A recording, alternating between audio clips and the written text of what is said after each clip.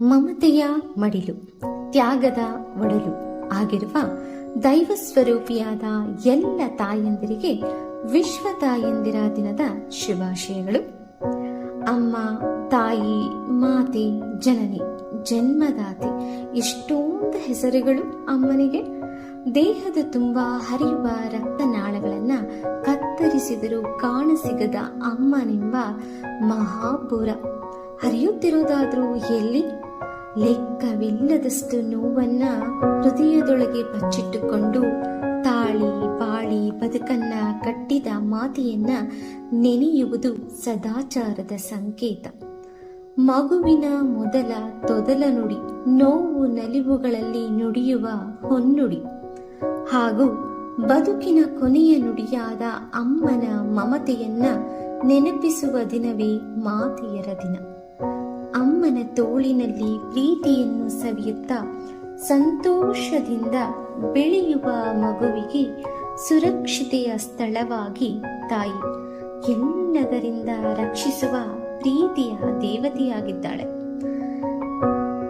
ನನ್ನ ಆಟಿಕೆ ಸಾಮಗ್ರಿಗಳೇನಾದರೂ ಮುರಿದು ಹೋದಾಗ ಅದಕ್ಕೆ ಅಂಟು ಹಾಕಿ ಜೋಡಿಸಿಕೊಟ್ಟ ತಾಯಿ ನಾ ಕಂಡ ಮೊದಲ ಇಂಜಿನಿಯರ್. ನಾ ಆಟ ಆಡುವಾಗ ಎಡವಿ ಬಿದ್ದು ನೋವಾದಾಗ ಅದಕ್ಕೆ ಪಡಿ ಹಾಕಿ ಗುಣಪಡಿಸಿದ ತಾಯಿ ನಾ ಕಂಡ ಮೊದಲ ಡಾಕ್ಟರ್. ತಪ್ಪು ಮಾಡಿದಾಗ ತಂದೆ ಕೊಡುವ ಶಿಕ್ಷೆಯನ್ನ ಆಲಿಸಿ ಅದರಿಂದ ತಪ್ಪಿಸಿದ ತಾಯಿ ನಾ ಕಂಡ ಮೊದಲ ಲಾಯರ್.